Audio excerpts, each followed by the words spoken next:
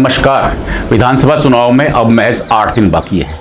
प्रदेश की सियासी हवा भांपते भांपते हम लोग पहुंच गए हैं दक्षिण छोर पर, यानी कि अहिरवाल में।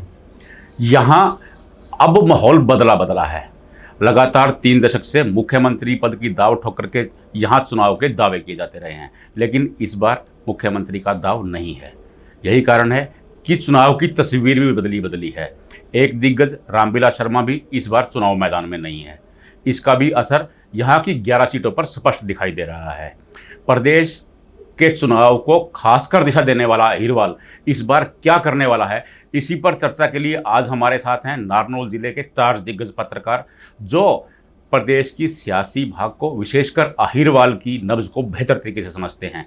ये जानते हैं कि अहिरवाल में क्या होने वाला है। हम इनसे जानेंगे कि इस बार ये 11 सीटें क्या रंग दिखाने वाली हैं। मेरे राइट हैंड पे हैं अक्षय कुमार, हरियाणा 24 के संपादक हैं। इनके बगल में हैं न्यूज़ नेशन के प्रदीप। मेरे लेफ्ट हैंड पे हैं सतीश सैनी, हरिभूमि के वरिष्ठ पत्रकार हैं, नारनौल के ब्यूरो प्रभारी हैं, और उनके बगल में है प्रदीप। हम इनसे जानेंगे कि 11 सीटों पर क्या होने वाला है और इन सीटों का प्रदेश की सियासत पर कितना असर होगा। अक्षय, मैं सबसे पहले आपसे जानना चाहूँगा, 11 सीटें हैं, प्रदेश की सियासत को प्रभावित करती रही हैं। अहिरवाल का एक अलग दम रहा है प्रदेश की राजनीति में। इस बार हवा कैसी है? जब तक देखिए टिकटों का वितरण नहीं हुआ था तब तक तो बीजेपी ये लग रहा था कि जो सरकार का रास्ता वो अहिरवाल क्षेत्र से गुजरता है जी। लेकिन एक तो उसमें मुख्य कारण ये है कि राव इंद्रजीत सिंह यहाँ से केंद्रीय मंत्री जरूर बनाए गए, लेकिन कैबिनेट के अंदर उनको जगह नहीं मिली और मनोहर लाल खट्टर को लेकर एक नाराजगी इस क्षेत्र के अंदर थी जी। और राव इंद्रजीत सिंह को अब की बार फिर राज्य मंत्री रख दिया, तो एक नाराजगी तो उनकी स्पष्ट तौर पर ये थी जी। दूसरे, यहाँ पर रामविलास शर्मा जी का अच्छा खासा प्रभाव इस दक्षिण हरियाणा के अंदर रहा है। ये कहें कि दूर तक यानी हरियाणा के अन्य जिलों में भी उनका प्रभाव रहा है। तो बीजेपी ने एक तो या तो उनको राज्यपाल या किसी और पद पे यानी सम्मानजनक पूर्वक स्थिति के अंदर उनको रख के, लेकिन उन्होंने नामांकन किया और नामांकन सभा के बाद राव इंद्रजीत सिंह उनके निवास स्थान पर पहुंचते हैं। उन्होंने भी कहा टिकट आने वाली है। जी जी। उनको आखिरी समय तक यानी बताया नहीं गया कि वो दावेदारी करते रहे। उसके बावजूद उनका टिकट काटा गया, तो कहीं ना कहीं हम उनके फार्म हाउस जो उनका निवास स्थान है उस पर वो कवरेज भी की, तो कार्यकर्ताओं के अंदर स्पष्ट तौर पर रोष था और वो रोष था पूर्व मुख्यमंत्री मनोहर लाल खट्टर की जो। दूसरा कारण ये था कि महेंद्रगढ़ के अंदर 5 साल के अंदर जब रामविलास शर्मा जी 2014 में जीते थे तो कई विकास के ऐसे काम जो उन्होंने शुरू किए थे, तो इसमें पर्यटन का हमारे बिल्कुल सामने महेंद्रगढ़ का किला हो, माधोगढ़ का किला हो, ये सारे काम ठप कर दिए थे। अच्छा। यानी इसके पीछे का कारण यही समझ में आ रहा था कि मुख्यमंत्री जो मनोहर लाल खट्टर है उनकी रामविलास शर्मा जी के साथ अनबन चल रही है और उसी कारण से यहाँ शहर के जो विकास कार्य हैं वो ठप पड़े हुए हैं और अब उनका टिकट काटा गया है। तो लंबे समय से भाजपा के जितने भी वोटर उनके साथ जुड़े हुए थे उनके अंदर एक नाराजगी है और उनमें से कई तो कांग्रेस का दामन थाम चुके हैं। और शहर महेंद्रगढ़ की अगर बात करें तो यहाँ विकास के नाम पर जीरो है, एक भी काम महेंद्रगढ़ शहर के अंदर नहीं हुआ। नौबत ये आ गई कि शहर का जो नगर पालिका का पूरा हाउस है, बीजेपी की टिकट पर नगर पालिका के यहाँ के रमेश सैनी चेयरमैन बने, लेकिन उनको पूरे हाउस के साथ धरने पर बैठना पड़ा। 6 दिन तक धरना चला। धरने के बाद मात्र जो सड़कें में गड्ढे थे उनके अंदर रोड़े डालने का काम इस सरकार ने किया। इसको लेकर भी महेंद्रगढ़ का आमजन यहाँ पर परेशान है।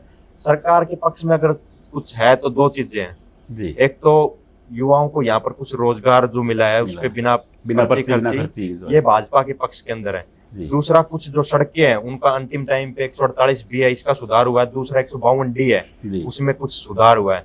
लेकिन कांग्रेस ने भी टिकटों का वितरण इस ढंग से किया है, क्योंकि अगर महेंद्रगढ़ की खासकर बात की जाए तो 4 सीटें हैं। तो अटेली के अंदर खुद राव इंद्रजीत सिंह दिन रात चुनाव प्रचार के अंदर जुटे हुए हैं, जबकि ये कहा जाता है कि वो अहिरवाल क्षेत्र में अच्छी पकड़ रखते हैं और योगी आदित्यनाथ यानी कई स्टार प्रचारकों को बुलाना पड़ रहा, तो अटेली की स्थिति आप समझ सकते हैं। दूसरी ओर कांग्रेस ने जातीय समीकरण के हिसाब से अगर बात की जाए तो नांगल चौधरी से टिकट वितरण किया है। अभय सिंह ने वहां काम तो किया है, लोगों के अंदर उस चीज का उनका समर्थन, लेकिन जिस प्रकार से जातीय समीकरण के हिसाब से टिकटों का वितरण हुआ है तो वहां पर गुज्जर समाज है वो एकजुट नजर आ रहा है और कुछ अन्य जो अहिरवाल के लोग हैं वो भी उनके साथ नजर आ रहे हैं। तो कहीं ना कहीं इसमें अभय सिंह की मुश्किलें वहां से जरूर बढ़ती हुई नजर आ रही हैं।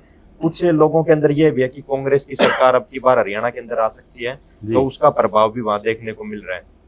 महेंद्रगढ़ के अंदर बात की जाए तो महेंद्रगढ़ से अब की बार नए चेहरे को उतारा गया है। अहिरवाल क्षेत्र है, बीजेपी ने भी एक नया चेहरा जो यादव बिरादरी से संबंध रखता है उसको उतारा गया है।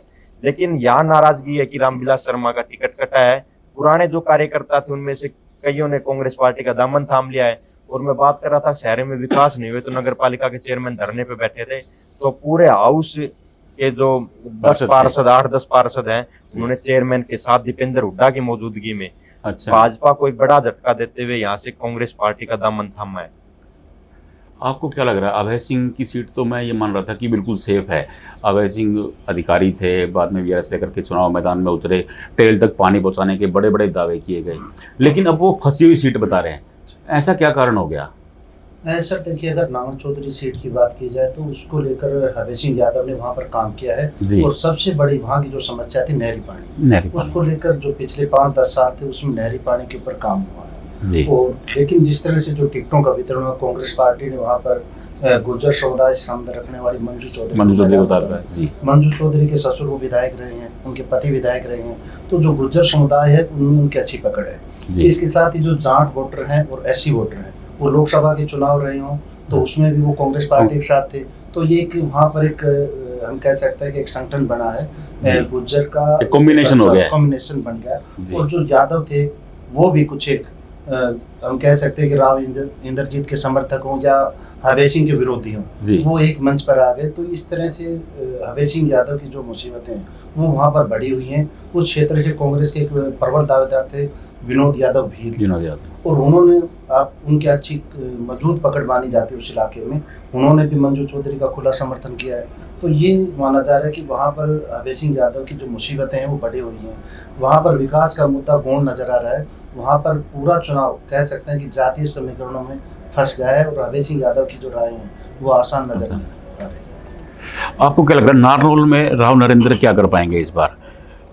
हेल्थ मिनिस्टर रहे हैं, हुड्डा के खासम खास माने जाते हैं, और सैनी समाज नयाब सिंह सैनी के कारण भाजपा की तरफ झुक सकता है। नारनौल विधानसभा की हम बात करें, नारनौल विधानसभा में पिछला अगर हम रिकॉर्ड देखें जी तो सेकंड नंबर पर जो सैनी समुदाय है उसका कैंडिडेट सदैव रहा है जी। इस बार नायब सैनी भाजपा से सीएम होने की वजह से सैनी को टिकट नहीं मिला। हालांकि दावेदार थे एक जो अपने बीजेपी के जो जिला महिला अध्यक्ष थी भारती सैनी, उसने नाराजगी जाहिर भी की। सैनी समाज इकट्ठा भी हुआ और सैनी सभा की ओर से भारती सैनी को कैंडिडेट भी घोषित कर दिया गया था इसके लिए। जब ये बात सीएम नायब सैनी के पास पहुंची तो सीएम नायब सैनी खुद उनको मिलने आए थे, यहाँ सैनी सभा में आए और अंदरूनी तौर पर उन्होंने अपनी सैनी समाज ने अपनी स्थिति बताई कि भाई यहाँ हमारे साथ क्या हो रहा है क्या नहीं हो रहा।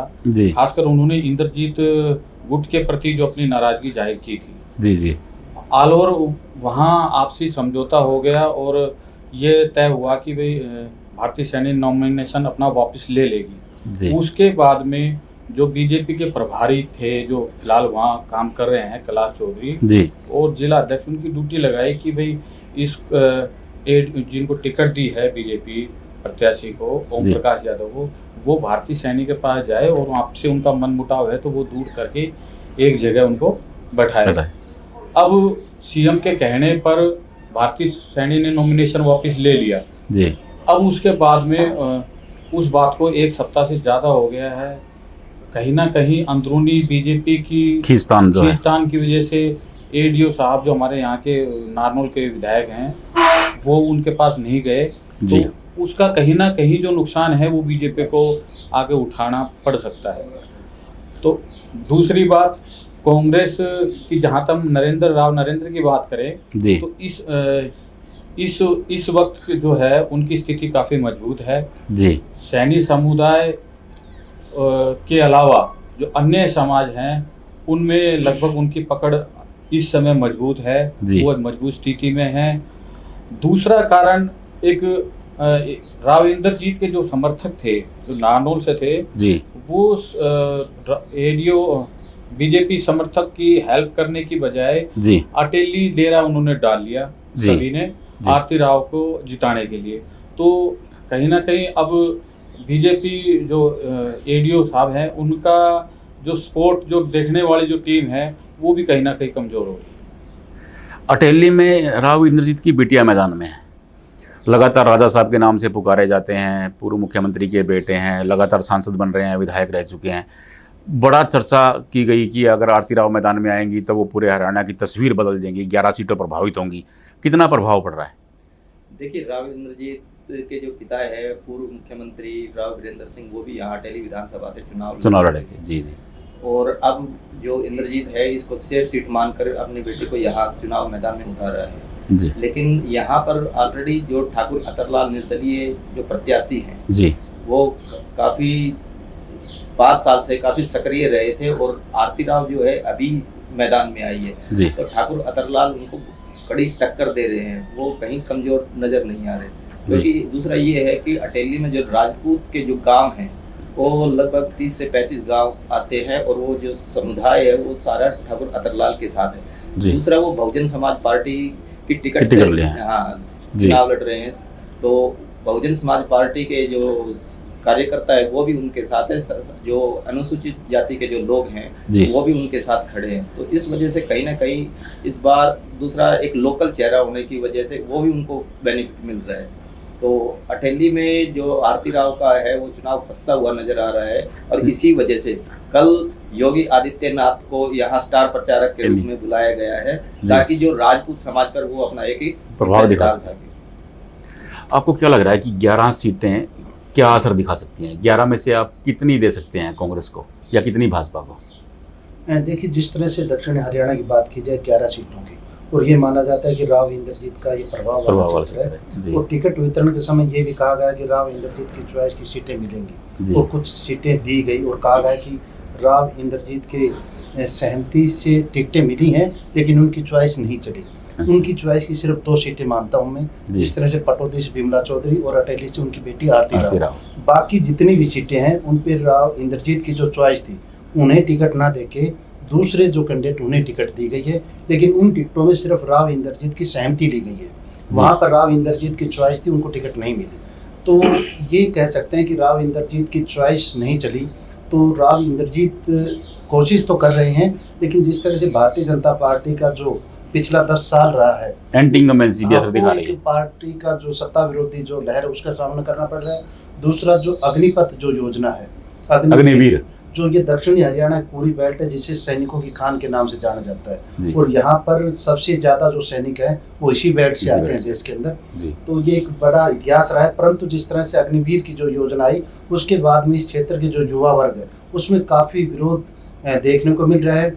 जो अकेडमी थी वो बंद हो गई, जो खेल ग्राउंड है वहाँ पर युवाओं ने जाना छोड़ दिया। तो इसका भी बहुत ज़्यादा असर है, क्योंकि यहाँ के युवा थे, पढ़ लिख के सेना में भर्ती होना चाहते थे, लेकिन इस योजना का सबसे ज़्यादा अगर भारतीय जनता पार्टी को नुकसान उठाना पड़ेगा तो इस दक्षिणी हरियाणा में उठाना पड़ेगा, क्योंकि यहाँ के जो युवा उनकी पहली पसंद सेना रहा है। प्रदीप, मैं आपसे एक बात मैं आपको रोक रहा हूँ, आप कह रहे हैं नुकसान उठाना पड़ेगा। दक्षिण हरियाणा के लोकसभा चुनाव में धर्मवीर को खासा बहुमत मिला, वो अपने इलाके में हार गए लेकिन अहिरवाल में जीत गए और इंद्रजीत भी जीत गए, तो अब नुकसान क्यों होगा? अग्निवीर तो पहले की योजना है ना। बिल्कुल, देखिए जिस तरह से आपने कहा कि ये चीज़ लोकसभा की और विधानसभा चुनाव की बात करें तो उनका दोनों का अलग समीकरण बनकर आए हैं। लोकसभा के अंदर जो लोग हैं, मोदी जी की लहर थी, उस पर लोगों का था कि भाई केंद्र के अंदर मोदी की लहर, मोदी अच्छा काम करेंगे। लेकिन हरियाणा के अंदर जिस तरह से 10 साल में भारतीय जनता पार्टी की जो सरकार है उससे इस क्षेत्र में नाराजगी है। अगर हम महेंद्रगढ़ में थोड़ी देर पहले अक्षय ने जिस तरह से बताया कि महेंद्रगढ़ विधानसभा के अंदर बात करें तो यहाँ पर भी कोई इतना विकास कार्य नहीं हो पाया। और अगर और भी हम पूरे दक्षिणी हरियाणा में बात करें तो इसी भारतीय जनता पार्टी ने राव इंद्रजीत को, जो इसके इलाके के कदावर नेता है, उनको कम करने की कोशिश की। वो लगातार सांसद बनते रहे लेकिन उन्हें केंद्रीय मंत्री नहीं बनाया गया, कैबिनेट मंत्री नहीं बनाया गया, कैबिनेट मंत्री नहीं बनाया गया। जबकि जो पहली बार जीत कर गए हैं उन्हें बड़े बड़े पद वहाँ पर दे दिए गए। तो इस बात का भी यहाँ पर असर देखने को मिलेगा। और उसके बाद में जिस तरह से रामविलास शर्मा जी की जो टिकट काटी है जिस अंदाज में, तो वो बिल्कुल उससे जो लोग हैं उनमें नाराजगी है, चाहे वो भारतीय जनता पार्टी से संबंध रखता हो चाहे दूसरी पार्टी से। इस बात का सब लोगों में दुख है कि रामविलास शर्मा एक बड़े कदावर नेता इस इलाके के, और उन्होंने भारतीय जनता पार्टी को पूरे प्रदेश में खड़ा किया है। और उनके साथ इस तरह का व्यवहार पार्टी में जो बाद में जो लोग आए हैं उन्होंने इस तरह का व्यवहार किया है, तो इसकी नाराजगी बिल्कुल इस क्षेत्र में है, तो उसका नुकसान भारतीय जनता पार्टी को उठाना पड़ेगा। अक्सर मैं आपसे जानना चाहूँ केवल 2 शब्दों में 11 सीटों में से कितनी आप देना चाहेंगे? सर लगभग 5 के करीब सीटें बीजेपी यहाँ से ले सकती है। उसके पीछे की एक वजह ये है कि भाजपा 2014 का चुनाव हो, उसमें भी मुख्यमंत्री का चेहरा था, रामविलास शर्मा जी मुख्यमंत्री बनेंगे, उनको इस इलाके ने जिताया भी। अब की बार राव इंद्रजीत सिंह भले ही दावेदारी करे, लेकिन बीजेपी ने नायब सिंह सैनी को चेहरा घोषित कर रखा है। ये यहाँ से मजबूत पकड़ बनाने की एक वजह है कि लोगों को उम्मीद रहती थी कि यहाँ से कोई ना कोई मुख्यमंत्री होगा, और उसकी मदद भी करते थे। राव साहब की जी जान से इस इलाके ने मदद की, लेकिन बीजेपी ने मनोहर लाल खट्टर की बजाय नायब सैनी को बदला, और अब ऐलान भी कर चुके हैं, तो अब की बार वो स्थिति भी स्पष्ट है। दूसरा ये कि महेंद्रगढ़ के कुछ एक ऐसे मुद्दे थे जो भाजपा ने खुद अपनी गलतियों की वजह से उनको बड़े मुद्दे बनाए, जैसे महेंद्रगढ़ का सब डिपो, बिल्डिंग इसकी तैयार है, भवन पूरा तैयार है, लेकिन उसका उद्घाटन भी कर दिया, लेकिन उसका काम शुरू नहीं कर पाए। दूसरा एक रिवासा गांव के अंदर वेटनरी हॉस्पिटल है, उसकी भी सेम स्थिति है, उसकी बिल्डिंग पूरी जर्जर हो रही है। बिल्डिंग बन के तैयार है, और वो रिवासा गांव के पंचायत भवन के अंदर वो उसकी जो यहाँ के इलाके के पशुओं के पशुपालकों के लिए एक बड़ा हॉस्पिटल है वो जी। महेंद्रगढ़ जिले के, रेवाड़ी जिले के दूर दूर से पशुपालक वहां आते हैं, लेकिन उसमें ना तो वे सुविधाएं मिल पा रही, क्योंकि जो पंचायत भवन की बिल्डिंग है वो महज 200 गज की होगी जगह उसमें है, और एक पूरा जो क्षेत्र उसमें बिल्डिंग डेवलप है, उसके अंदर मशीनरी और बस उसको शिफ्टिंग की देर है। तो ये मुद्दे हैं, ये भाजपा ने खुद क्रिएट किए हैं। तीसरा एक IMT का बड़ा मुद्दा है, 2019 में मुख्यमंत्री खुद ऐलान करके गए, ऐलान नहीं, उसका शिलान्यास करके गए खुद, ठीक है, खुद आके उसका शिलान्यास करके गए। उस पर आज तक इन्होंने उसकी जमीन भी एक्वायर करने का काम नहीं किया, 5 साल बीत गए। तो इससे अब जो अन्य राजनीतिक दल हैं इसको भी एक बड़ा मुद्दा बना के चल रहे हैं। किसी भी राजनीतिक दल के लोग के पास आप जाओगे, नेता के पास जाओगे, सबसे पहला मुद्दा उठाता है तो IMT का उठाता है वो। अगर बीजेपी उस पर धरातल पर थोड़ा बहुत भी काम कर देती तो इसका लाभ जरूर भारतीय जनता पार्टी को होना था, लेकिन कई तरह के जो ये है कि ये कहते हैं कि कांग्रेस के अंदर आपसी खींचतान, मेरे को लगता है कि बीजेपी के अंदर जो आपसी खींचतान है उससे विकास में महेंद्रगढ़ पिछड़ा है। मैं सैनी जी आपसे जानना चाहूँगा, कितनी सीटें 11 में से आप कितनी दे सकते हैं एट दी प्रेजेंट? अभी 8 दिन बाकी हैं चुनाव को। आज के समय 4 से 5 सीट। 4 से 5 सीट कांग्रेस को या भाजपा को? नहीं, कांग्रेस। भाजपा को बाकी बच गई भाजपा को। 6 सीटें भाजपा को, 5 सीटें। प्रदीप आप क्या देना चाहेंगे, क्या स्कोर रहेगा? सर बीजेपी का 4 से 5 सीटों का स्कोर रहेगा, बाकी जो 7 सीटें हैं उस पर कांग्रेस आगे रहेगी। ये थे महेंद्रगढ़ के वरिष्ठ पत्रकार जिन्होंने बताया कि 11 सीटें क्या करने वाली हैं। इन्होंने बताया कि अहिरवाल का अगली सरकार में कैसा और किस तरह का हिस्सा होगा। अगली बार नई जगह पर नए दिग्गजों के साथ फिर मुलाकात होगी, तब तक के लिए नमस्कार।